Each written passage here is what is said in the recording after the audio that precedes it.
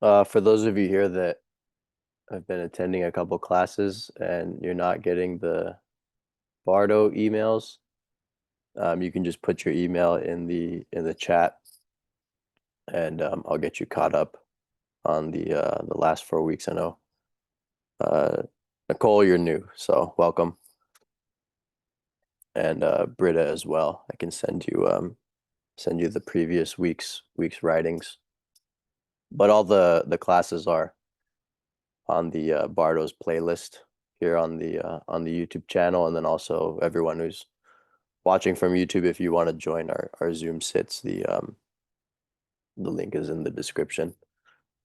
So okay. So this is section 21 or verse 21 of Padmasambhava's introduction to the nature of mind, from the liberation through the peaceful and wrathful deities.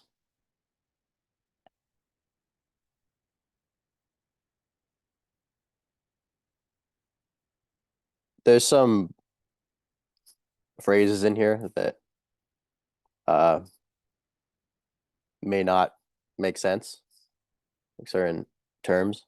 Don't worry about it. Just take in the transmission.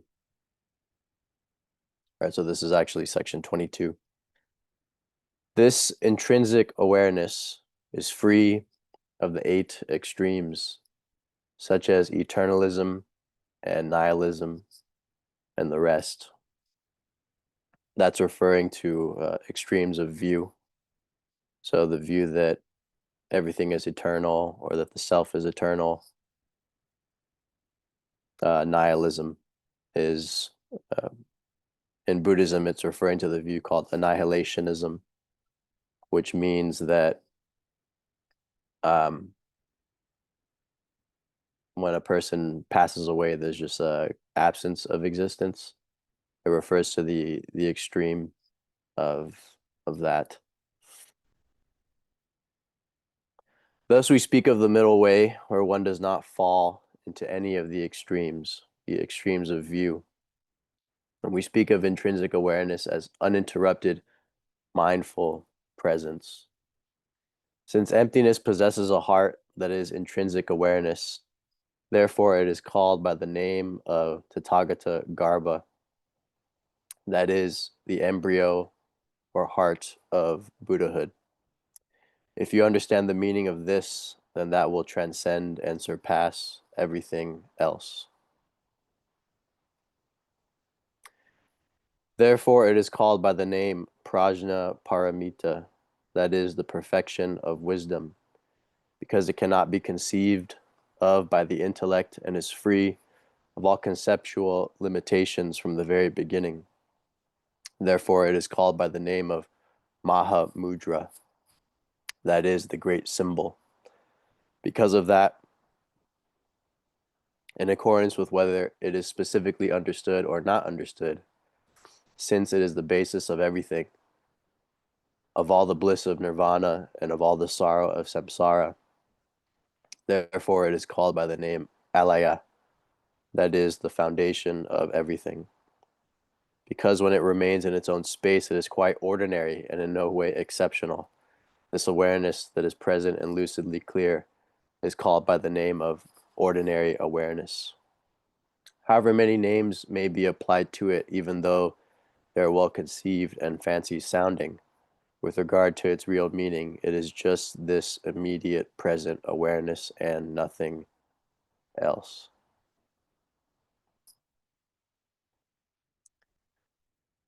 To desire something other than this is just like having an elephant at home but searching for its tracks elsewhere. Even though you may try to measure the universe with a tape measure, it will not be possible to encompass all of it. Similarly, if you do not understand that everything derives from this mind, it will not be possible for you to attain Buddhahood. By not recognizing this intrinsic awareness for what it is, you will then search for your mind somewhere outside of yourself. If you seek for yourself elsewhere, how can you ever find yourself? For example, this is just like an idiot who, going into a crowd of many people and having let himself become confused because of the spectacle, does not recognize himself, and even though he searches for himself everywhere, he continually makes the error of mistaking others for himself. Similarly, since you do not see the natural condition of the real disposition of things, you do not know that appearances come from mind, and so you are thrust once again into samsara. By not seeing that your own mind is actually the Buddha, nirvana becomes obscured. With respect to samsara and nirvana, the difference is simply due to ignorance or to awareness, respectively. But at this single instant of pure awareness, there is in fact no actual difference between them in terms of their essence. If you come to perceive them as existing somewhere other than your own mind, this is surely an error. Therefore, error and non-error are actually of a single essence, which is the nature of mind. Since the mind streams of sentient beings are not made into something that is divided into two, the unmodified, uncorrected nature of the mind is liberated by its own being allowed simply to remain in its own original natural condition. If you are not aware that the fundamental error or delusion comes from the mind, you will not properly understand the real meaning of the dharmata, the nature of reality. You should look into what is self-arising and self-originated. With respect to these appearances, in the beginning they must arise from somewhere. In between they must remain somewhere, and at the end they must go somewhere. Yet when you look into this matter, it is, for example, like a crow gazing into a well. When he flies away from the well, his reflection also departs from the well and does not return. In the same way, appearances arise from the mind. They arise from the mind and are liberated into the mind. The nature of the mind, which has the capacity to know everything and be aware of everything, is empty and clear. As in the case with the sky above, its emptiness and its clarity have been inseparable from the very beginning. Self-originated primal awareness becomes manifest, becoming systematically established as luminous clarity. Just this is the dharmata, the nature of reality. Even though the indication of its existence is all phenomenal existence, parentheses, which manifests externally to you, you are aware of it in your own mind, and this latter is the nature of mind. Since it is aware and clear, it is understood to be like the sky. However, even though we employ the example of the sky to indicate the nature of mind, this is in fact only a metaphor or simile, indicating things in a one-sided fashion. The nature of mind, as well as being empty, is also intrinsically aware everywhere it is clear. But the sky is without any awareness. It is empty, as an inanimate corpse is empty. Therefore, the real meaning of mind is not indicated by the sky. So without distraction, simply allow the mind to remain in the state of being just as it is. Moreover, as for this diversity of appearances which represent relative truth, not even one of these appearances is actually created in reality, and so accordingly they disappear again. All things, all phenomenal existence, everything within samsara and nirvana, are merely appearances or phenomena which are perceived by the individual single nature of the mind. On any particular occasion, when your internal mind stream undergoes changes, then there will arise appearances which you will perceive as external changes. Therefore, everything that you see is a manifestation of mind. And moreover, all of the beings inhabiting the six realms of rebirth perceive everything with their own distinct karmic vision. The Tirthakas, who are outsiders, see all this in terms of the dualism of eternalism as against nihilism. Each of the 9 successive vehicles see things in terms of its own view. Thus, things are perceived in various different ways and may be elucidated in various different ways. Because you grasp at these various appearances that arise, becoming attached to them, errors have come into existence. Yet, with respect to all of these appearances of which you are aware in your mind, even though these appearances that you perceive do arise, if you do not grasp at them, then that is Buddhahood. Appearances are not erroneous in themselves, but because of your grasping at them, errors come into existence. But if you know that these thoughts only grasp at things which are mind, then they will be liberated by themselves. Everything that appears is but a manifestation of mind. Even though the entire external inanimate universe appears to you, it is but a manifestation of mind. Even though all of the sentient beings of the six realms appear to you, they are but a manifestation of mind. Even though the happiness of humans and the delights of the devas, the angels in heaven, appear to you, they are but manifestations of mind. Even though the sorrows of the three evil destinies appear to you, they are but manifestations of mind. Even though the five poisons representing ignorance and the passions appear to you, they are but manifestations of mind. Even though intrinsic awareness, which is self-originated primal awareness, appears to you, it is but a manifestation of mind. Even though good thoughts along the way to nirvana appear to you, they are but manifestations of mind. Even though obstacles due to demons and evil spirits appears to you, they are but manifestations of mind.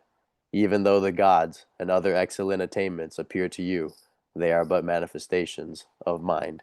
Even though various kinds of purity appear to you, they are but manifestations of mind. Even though the experience of remaining in a state of one-pointed concentration without any discursive thoughts appears to you, it is but a manifestation of mind. Even though the colors that are the characteristics of things appear to you, they are but manifestations of mind. Even though a state without characteristics and without conceptual elaborations appears to you, it is but a manifestation of mind. Even though the non-duality of the one and the many appears to you, it is but a manifestation of mind. Even though existence and non-existence, which are not created anywhere, appear to you, they are but manifestations of mind. There exist no appearances whatsoever that can be understood as not coming from mind.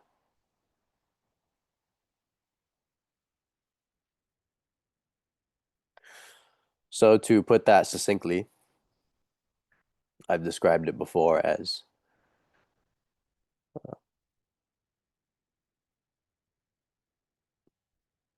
experience, reality. We've never had an experience outside reality. We've never known a reality outside experience. They're actually two words for the same thing. And in this last passage, that is referred to as mind. Whatever happens, whatever occurs, whatever events, whatever sights, sounds, tastes, smells, whatever feelings, whatever accomplishments, whatever losses, none of these were ever apart from mind. None of these were ever apart from experience. They're all the display of one's nature, of your nature.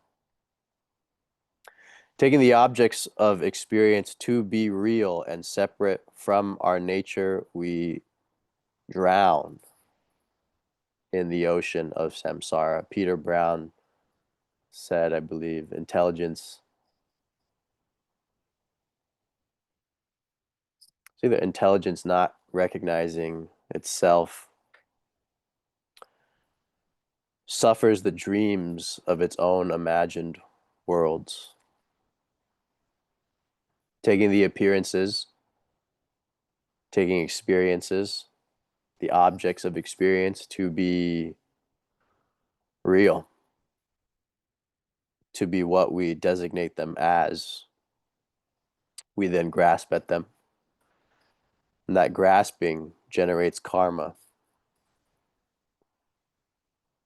And that habituation is what keeps us in dualism, in separation, and ultimately in suffering.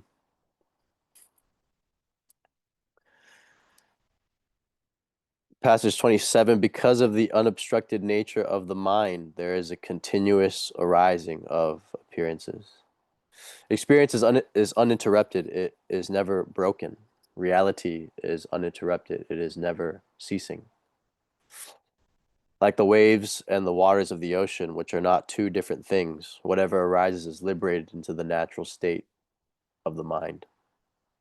However many different names are applied to it in this unceasing process of naming things, with respect to its real meaning, the mind of the individual does not exist other than as one. And moreover, this singularity is without any foundation and devoid of any root. It means that we cannot actually find this thing called mind. We cannot actually find this thing called reality, yet everything seems to appear. You can spend aeons looking for the mind as a substance, the mind as an essence or a nature. That's what it's referring to as root. Attempt to find it as a something, and that will be futile. Attempt to find reality as some kind of base, as some kind of essence, futile. Earlier in this text, it refers to as the mind being beyond the extremes of existing as a something in particular, substance or an essence, and beyond the extreme of not existing, which is annihilation or the absence of experience. Reality, mind, is the middle way between these two extremes. It cannot be found, yet everything appears.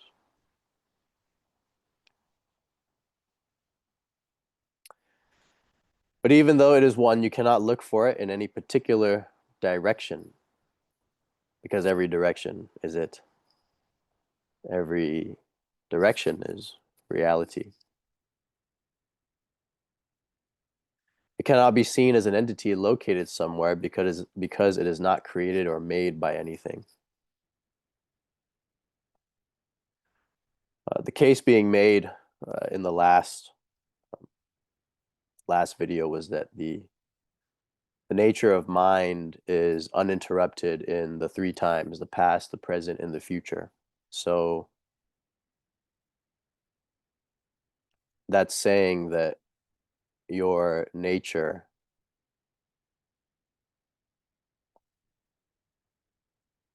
has been pure or stainless from the beginning.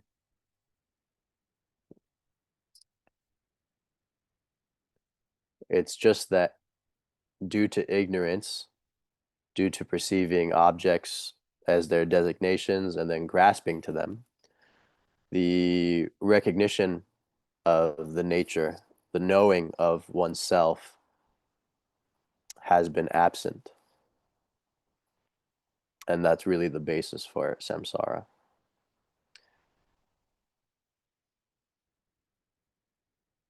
It cannot be seen as an entity located somewhere because it is not created or made by anything. This nature of mind, reality, is unborn. It was not created. It's unmade. It never came into being. The case that Padmasambhava and that the middle way teachings are making is that the nature of mind, reality, has always been so and always been stainless.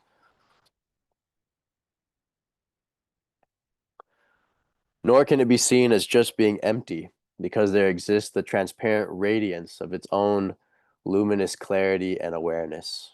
Nor can it be seen as diversified, because emptiness and clarity are inseparable. Immediate self-awareness is clear and present. Even though activities exist, there is no awareness of an agent who is the actor. Even though they are without any inherent nature, experiences are actually experienced. If you practice in this way, then everything will be liberated. With respect to your own sense faculties, everything will be understood immediately without any intervening operations of the intellect. Just as is the case with the sesame seed being the cause of the oil and the milk being the cause of butter. But where the oil is not obtained without pressing and the butter is not obtained without churning, so all sentient beings, even though they possess the actual essence of Buddhahood, will not realize Buddhahood without engaging in practice. If he practices, then a cowherd can realize liberation. Even though he does not know the explanation, he can systematically establish himself in the experience of it. For example, when one has had the experience of actually tasting sugar in one's own mouth, one does not need to have the taste explained by someone else. Not understanding this intrinsic awareness, even panditas can fall into error. Panditas are scholars. Even though they are exceedingly learned and knowledgeable in explaining the 9 vehicles, it will only be like spreading rumors of places which they have not seen personally. And with respect to Buddhahood, they will not even approach it for a moment. If you understand intrinsic awareness, all of your merits and sins will be liberated into their own condition. But if you do not understand it, any virtuous or vicious deeds that you commit will accumulate as karma, leading to transmigration in heavenly rebirth or to rebirth in the evil destinies, respectively. But if you understand this empty primal awareness, which is your own mind, the consequences of merit and sin will never come to be realized, just as a spring cannot originate in the empty sky. In the state of emptiness itself, the object of merit or of sin is not even created. Therefore, your own manifest self-awareness comes to see everything nakedly. The self-liberation through seeing with naked awareness is of such great profundity, and this being so, you should become intimately acquainted with self-awareness. Profoundly sealed. How wonderful! As for this self-liberation through seeing with naked awareness, which is a direct introduction to one's own intrinsic awareness, it is for the benefit of those sentient beings belonging to the later generations of those future degenerate times, that all of my tantras, agamas, and upadeshas, though necessarily brief and concise, have been composed, and even though I have disseminated them at the present time, yet they shall be concealed as precious treasures, so that those whose good karma ripens in the future shall come to encounter them. Samaya Gya Gya Gya. This treatise, which is an introduction to one's actual intrinsic awareness or state of immediate presence, is entitled Self-Liberation Through Seeing with Naked Awareness. It was composed by Padmasambhava, the master from Odayana. Until Samsara is emptied of living beings, may this great work of liberating them not be abandoned. Translated into English by John Mearden Reynolds.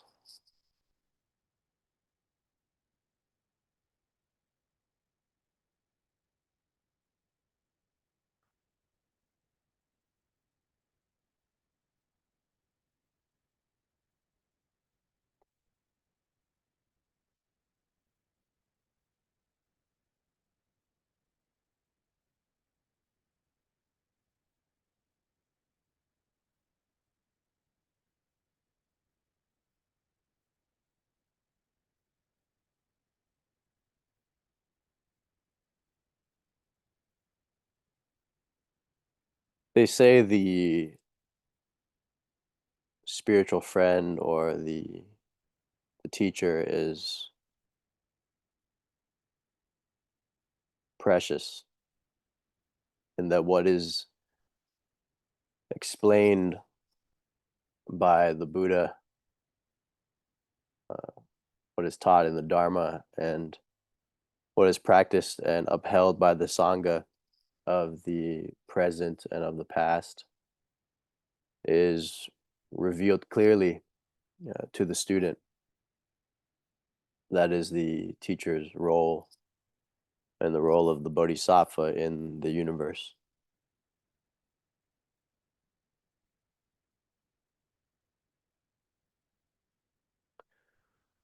When it comes to our practice, the various sadhanas we may be doing, some of you are in intensive study periods or training programs. Some of you are exploring the jhanas and the formless samadhis. Some of you are exploring Kriya Yoga. Some of you are exploring lucid dreaming, out-of-body experience. Some of you are exploring ceremonial magic. Whatever it is that is being practiced is not apart from yourself.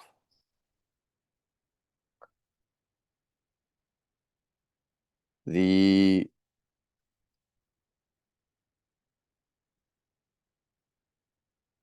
challenge with spirituality and the challenge with Dharma practice is mistaking and taking the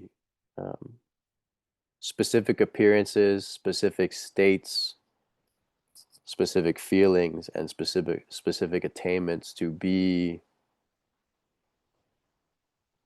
end goals, as opposed to seeing them as none other than the display of your nature.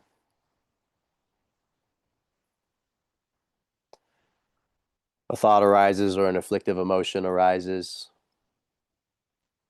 and our mind, being in distraction, regards that object as being separate, and then a stream of reactivity occurs. Not just with thoughts, but of course with external situations, with events, with objects, people. By being established in the natural state, this primordial purity, appearances are directly known as being your nature. So without that dualism being there, without that separation being there, the reactivity that would follow doesn't. So the text says all things are naturally liberated. It means that in the arising of things is their passing. The fact that they're arising means that they're passing. They arise within the nature of mind, they arise within reality, our reality, and dissolve.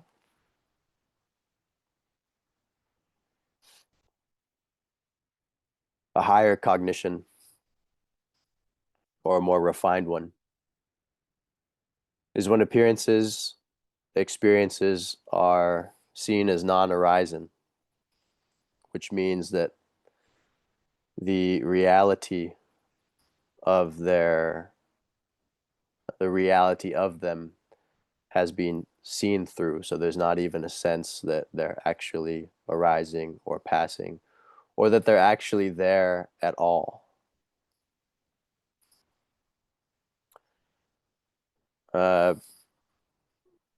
Quoting Peter Brown again, he was in a satsang and someone asked him about working with the body.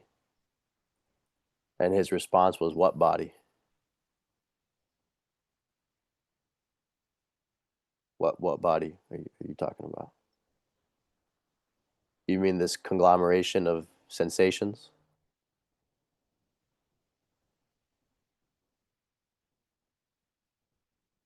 There is no body. And when you look at the sensations which comprise the physical body, you just find mist. can't find this thing called a sensation. Fear, anxiety. When fear and anxiety arise and you discern them, you see into them with awareness, you find that if you remove the word fear, the designation fear, and if the resistance is not actually there, it's just this bundle of aggressive sensations in your solar plexus or in your throat or in your head or everywhere. I was doing Mahamudra Chud.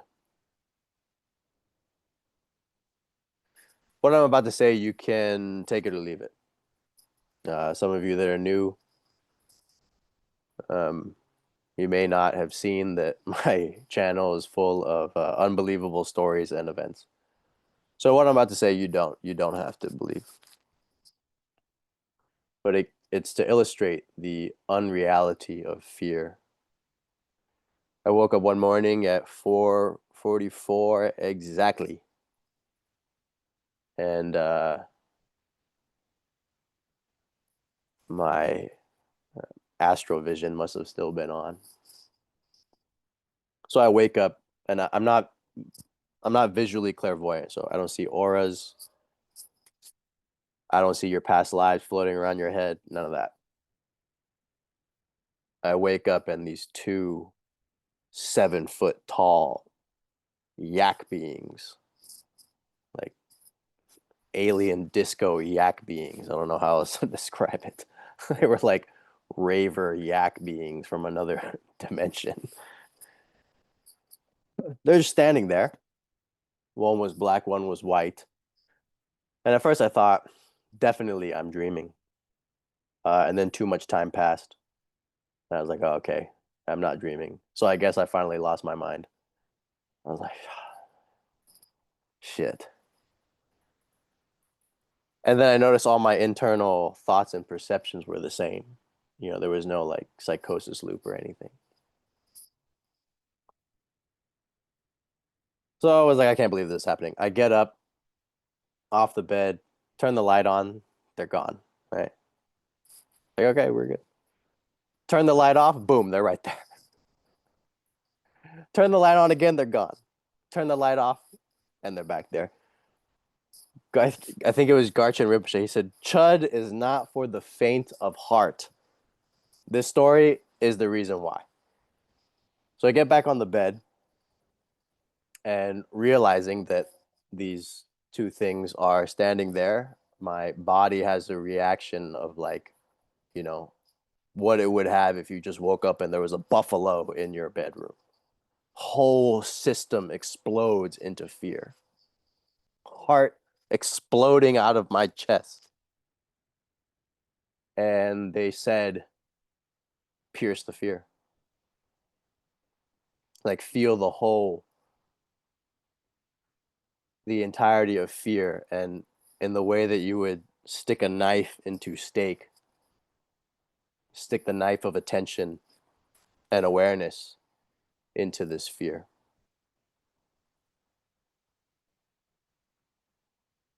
And bang, it began passing immediately as soon as that was the case.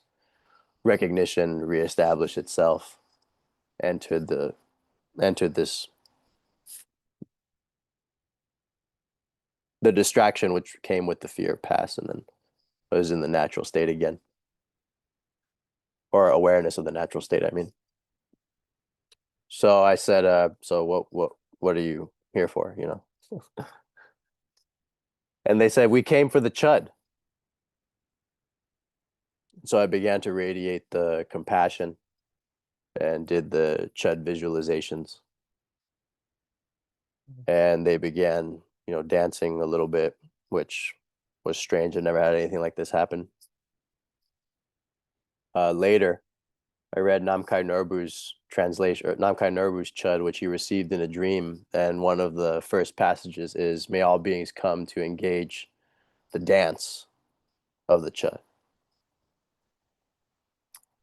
And so I was radiated, and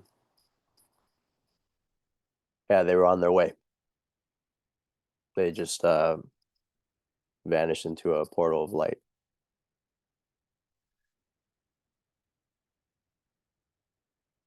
So in the moment that these beings appeared, I was caught off guard. Fear arose, intense fear, based on the idea, the misperception that uh, these beings or these appearances were uh, outside, or in distraction. You're not able to you're distracted from that primordial purity and that knowing of all appearances as one's nature. So it took some guidance in a critical moment for that to get reestablished, and then boom. Although reality is uninterrupted, although your nature is uninterrupted, although experience is uninterrupted, of course, there's lapses into ignorance.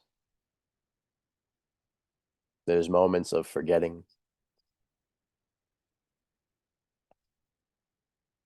So although reality is unbroken, our recognition and the awareness that is inherent, awareness, clarity that is inherent to experience, there's a temporary departure from that, or can be a departure from that, in moments of fear and definitely in moments of reactivity. So one of the questions we may have is, so-and-so teacher is such a apparently enlightened being, but if they're in a moment of distraction, or if their vexations have not adequately been addressed and worked on, then they can have the same reactivity as an ordinary person.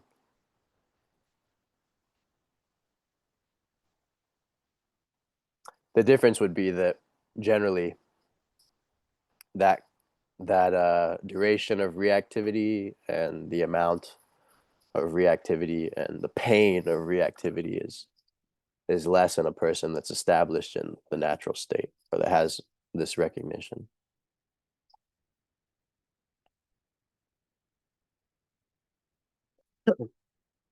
Whatever happens is none other than your nature. Whatever you do is none other than your nature. I turn to the left, it's reality. I look forward, it's reality. I look to the right, it's reality. I practice pranayama, it's reality. I practice chud, it's reality. I practice compassion, whatever, it's reality. You go here, you go there, you get on a plane, you get in your bed, you get in the shower. Never, ever, ever is anything apart from experience. So in practice, we have the sense that awareness needs to be manufactured. But what we find is that when we rest in a natural openness, that this awareness slash clarity with experience is the case on its own. It actually is the natural state. But then forgetting emerges, distraction, ignorance.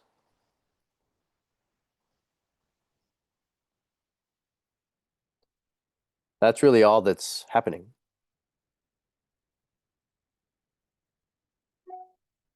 And both distraction, both ignorance, samsara, and nirvana, knowledge, awareness, recognition,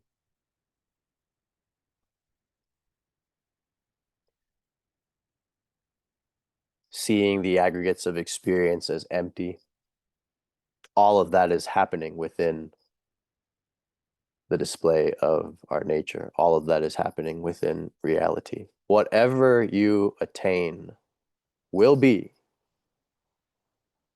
reality.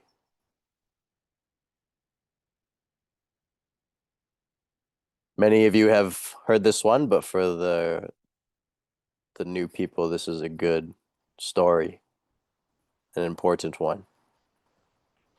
I met Peter Brown after a shift into what people like Angelo call anatta, or no self. But it's referring specifically to the collapse of duality and the eradication of the notion of a witness, or that the mind is actually a something, a substance, a background, whatever. So this had happened, and I think I met Peter a couple months after, and I said, "Hey, I get the whole radiant presence, Mahamudra stuff. I understand, but I had this experience when I died. I had a near-death experience when I was 18." And I said to him, when the senses and the perception of my body and individuated consciousness turned off, there was I vanished, and there was this ocean of 10 billion suns. I mean, the meaning of the word forever and infinity,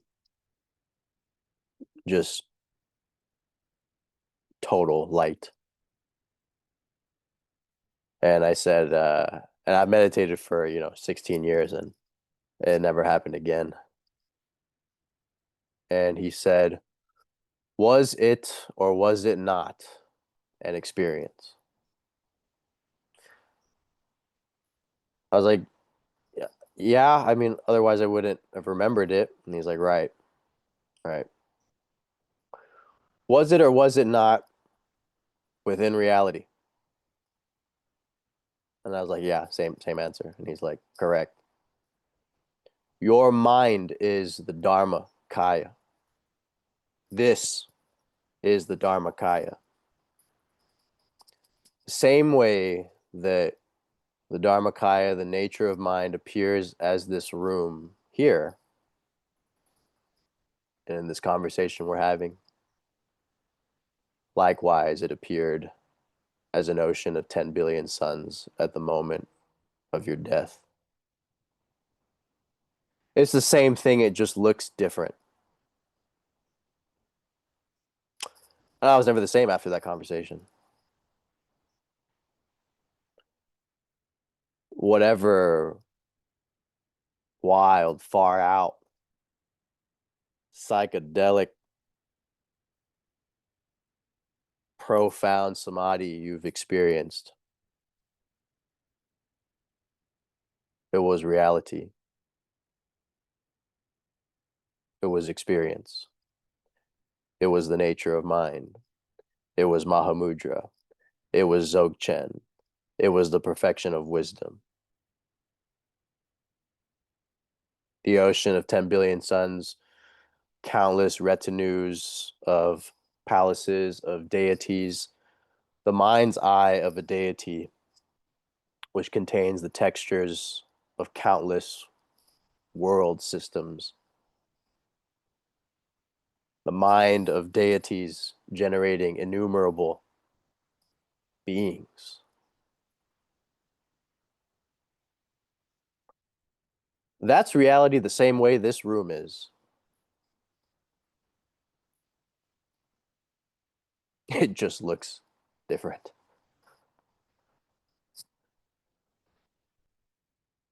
Whatever happens, it's always the same room. In one of the readings in the last, in I think just 2 or 3 classes ago, there was a section in the American Book of the Dead where uh, he's describing the after death state, and he said, I can't tell whether I'm one of the 3 original gods or whether I just woke up from a nap where I'm confused. It's always been this room. It's always been my trip. 3 original gods, Brahma, Shiva, Vishnu, right? Notice how it's always been here. always been this. The good that has happened, the great that has happened, the best moments of your life, the worst moments of your life. It was all here. It was all this. The taste of liberation is very direct. When you begin to have the sense that nothing is actually happening and none of this is actually here.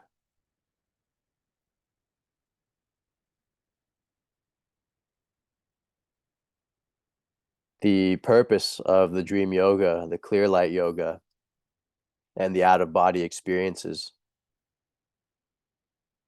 one of the primary functions is that by phasing or shifting from different consciousness states, different realities, you find that they're all fundamentally reality. You find that they're all fundamentally experience, whether it's the individuated space-time consciousness that we're in and that we're having this conversation in right now, or whether you phase to these cosmic consciousness levels, higher self levels, you find inevitably that they're also Mahamudra. That's really uh, the essence of that.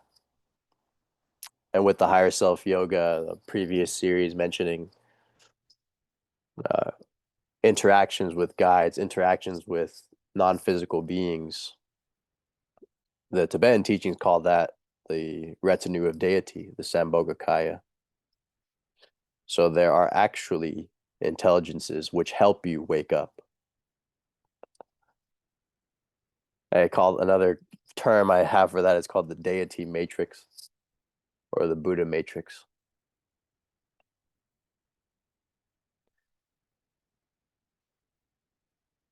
But the point is that by realizing that those states are the nature of mind, Mahamudra, this state is the nature of mind, Mahamudra, and that all things are actually illumination, all things are actually liberation, we become free from grasping. The Heart Sutra says, Avalokiteshvara Bodhisattva, practicing deeply the prajna paramita, the perfection of wisdom, saw clearly that all five aggregates were empty and thus was released from suffering. Sariputta, form is emptiness, emptiness is form. Likewise, sensation, perception, karmic formations.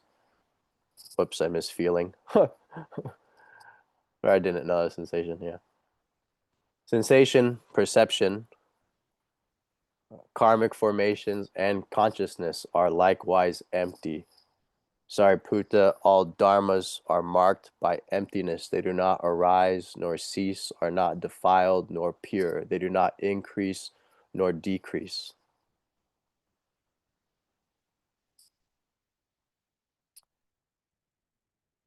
That is the understanding of liberation. You see that it's just this room, just this nature. And that because it's the nature, because the objects that appear are actually Mahamudra, are actually Buddha,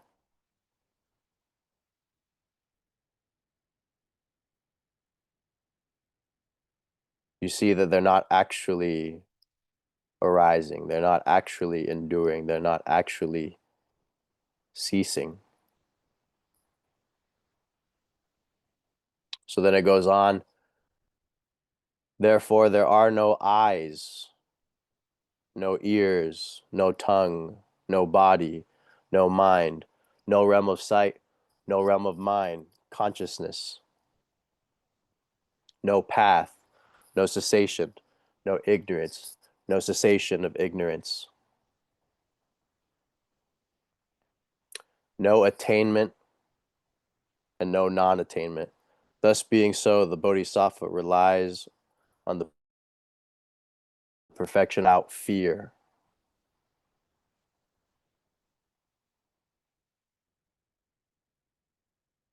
Something, being without fear, he attains nirvana, or something like that.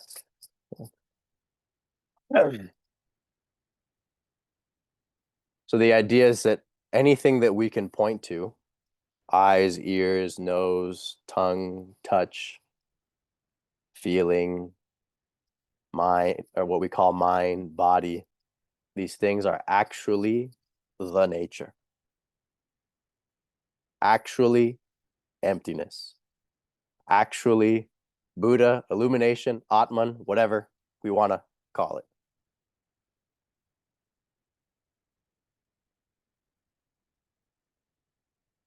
So the truth that things are actually free, actually liberation. The truth that we can't find a thing called an ear, can't actually find this thing called a nose,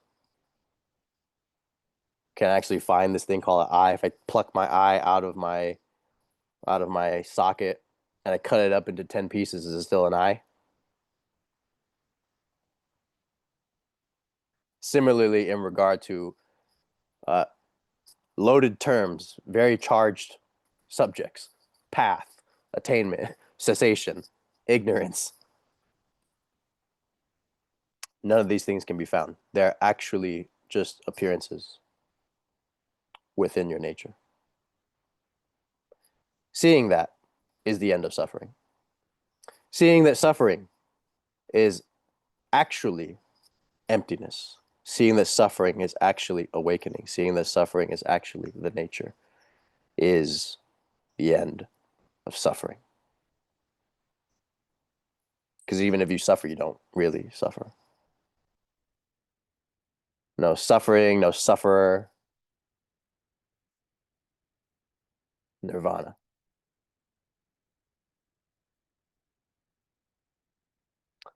Okay. Questions, anybody? Oh, what moment? So for the new people, these Wednesday sits are quite long. So we had our 15-minute in the beginning, but that was just to like arrive here. And then we have the talk.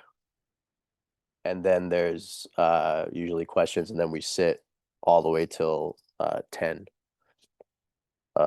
Pacific time. So you don't have to stay the whole time.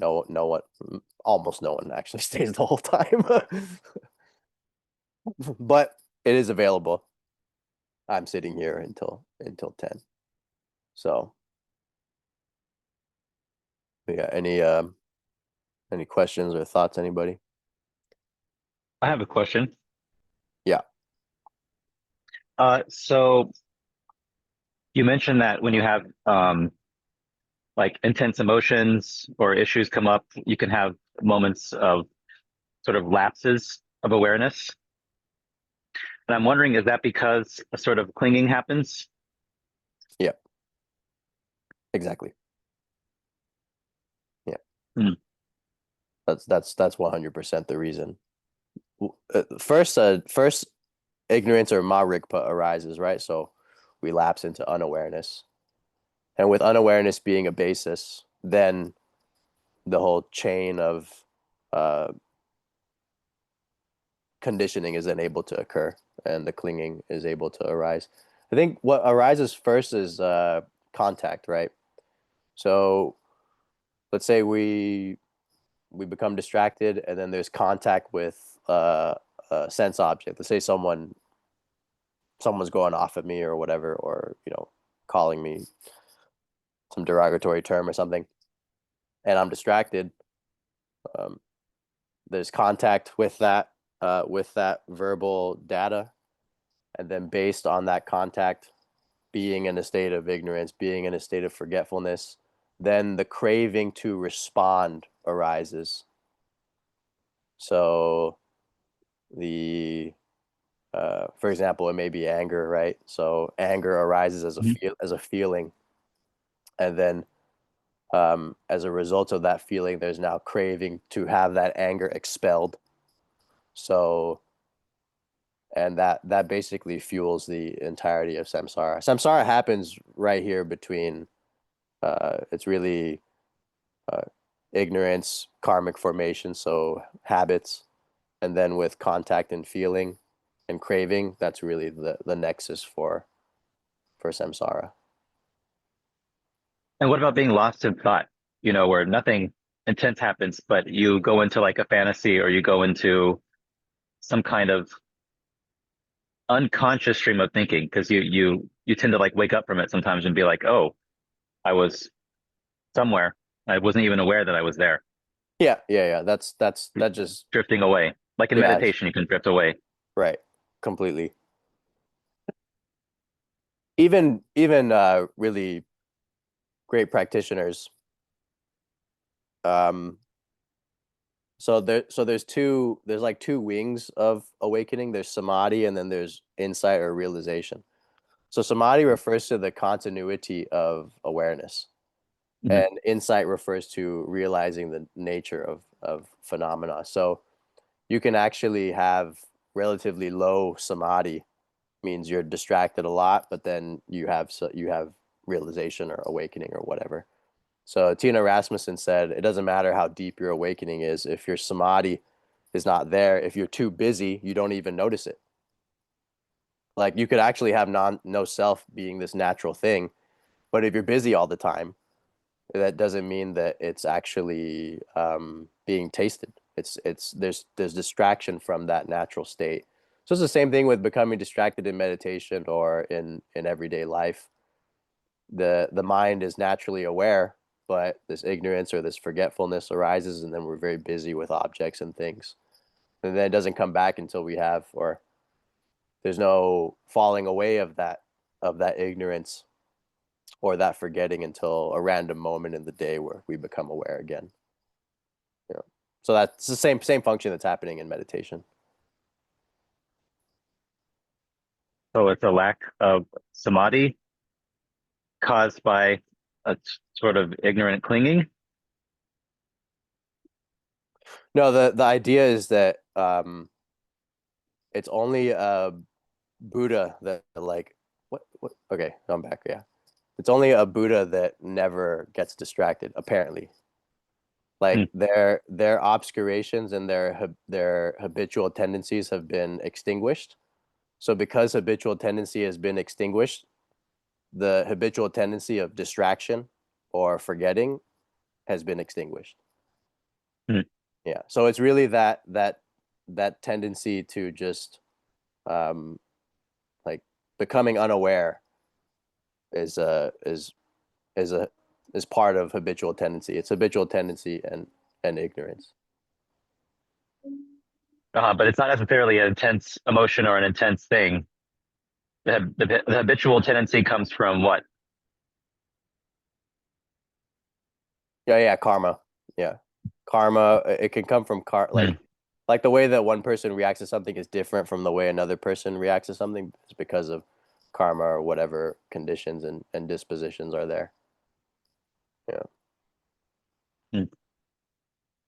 Yeah, so the idea is that the reason a fully enlightened being doesn't have reactivity is because their store of habitual tendencies has been eradicated. Yeah, so like a person come at them with a knife and there's no reaction. Yeah, apparently. And is there a reason we fall into those habitual like forgetfulness patterns? Those like those what would you call them? Like um I forget the name, but it's when you have some kind of automatic program run inside you, so you don't have so it reduces mental effort. Hmm. It's on the tip of my tongue, but I can't think of the name right now. But Yeah, like is there a reason for that? is there a reason that the mind lapses into ignorance, or is there a reason that Mhm. yeah. That we forget. Is that on purpose? Like is that just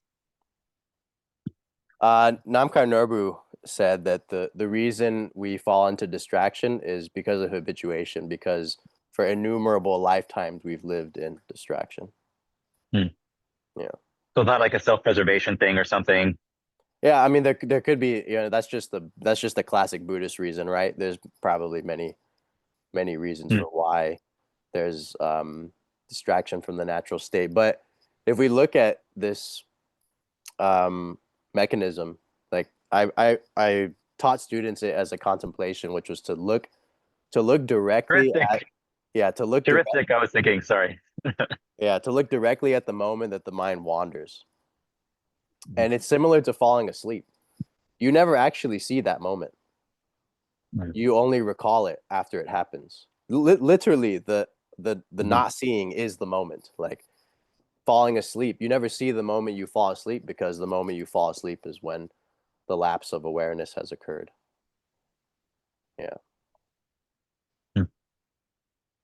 So why there's a lapse of awareness, or why ignorance was ever the case at all? Like let's look at macrocosm. Like why was there ever ignorance? Why was there forgetting? Or why did forgetting occur? Hmm. It's definitely a subject of philosophical debate and discussion. Yeah. Yeah, Julie, what's It's your there so we can remember. Julie, what's your question? Thank you. Um, oh, I just wanted to, I had never heard the word chud. If you don't mind just backing up and explaining that. Oh, sorry about that. So Chud is um, a practice that was spread in Tibet by I think a 15th century master named Machig Lubdrun. She was yeah, a female master, and the practice has to do with going to haunted places and generating compassion, radiating compassion, and dissolving the body. Um, Part of the visualization or the practice, for example, is you visualize that you chop your body up into pieces, and you offer the body to uh, the gods, demons, and spirits of that place. The point being that, one, it's a way for them to actually make contact with the Dharma, and two, it's a way to sever your attachment to the body and attachment to the identity. So chud as a word actually means severance. Oh, okay, Severance of ego, severance of misperception. Yeah. thank you. Yeah.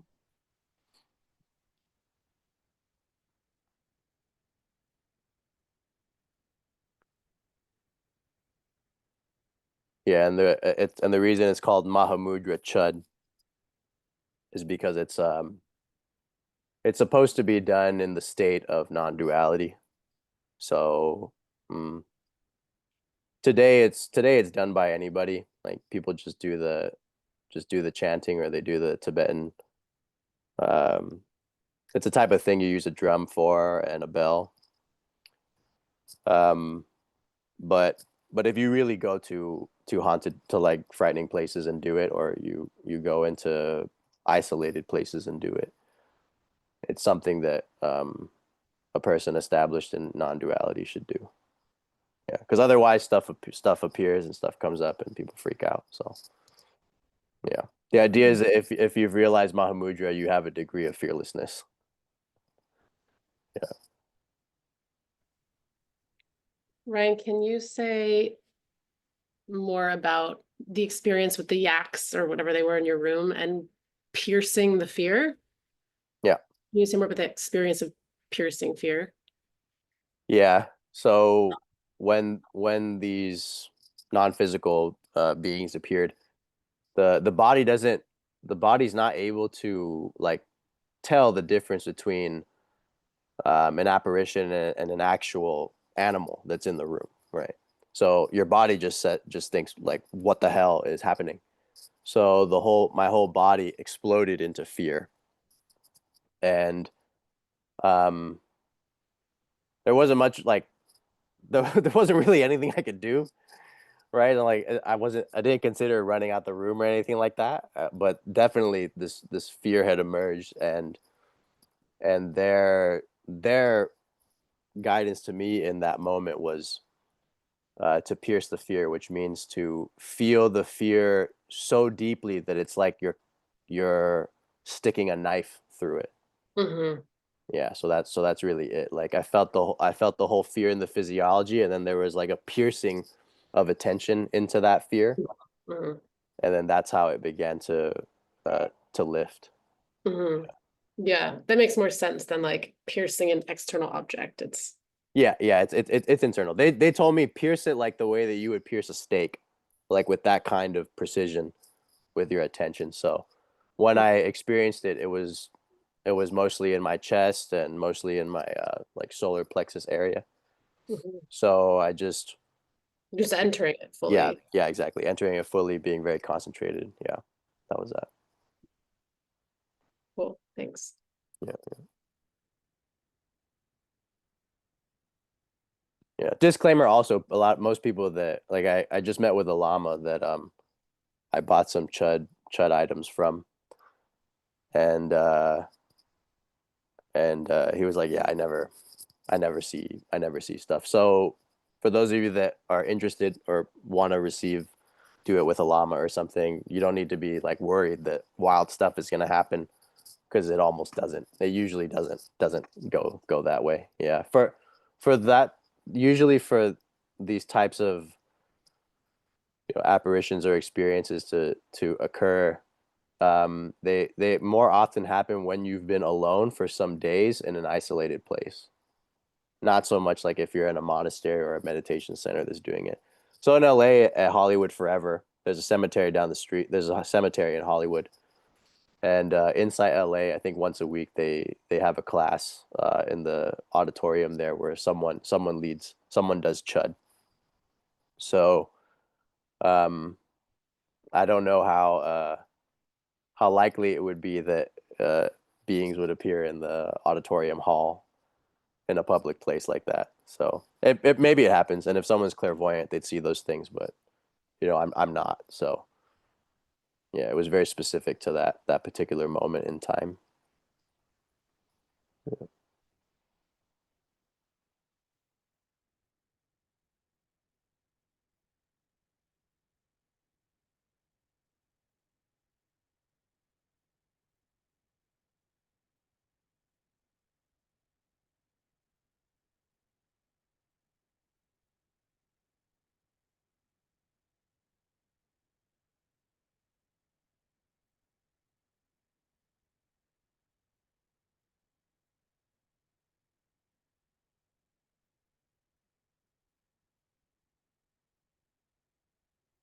Thoughts, questions, anybody else? Nicola, good to see you. Hi, you too. Yeah, it's been a while. Mhm. Great to see you. Great to see you. Lauren.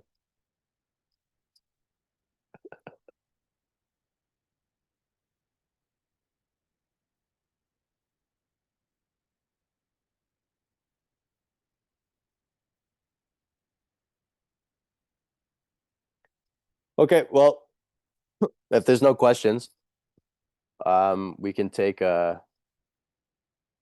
let's take a 15, and we'll come back 8:45, and then we'll do our long sit till the end of class. If you want to start before that point, you're welcome to, but I'll be back at 8:15. So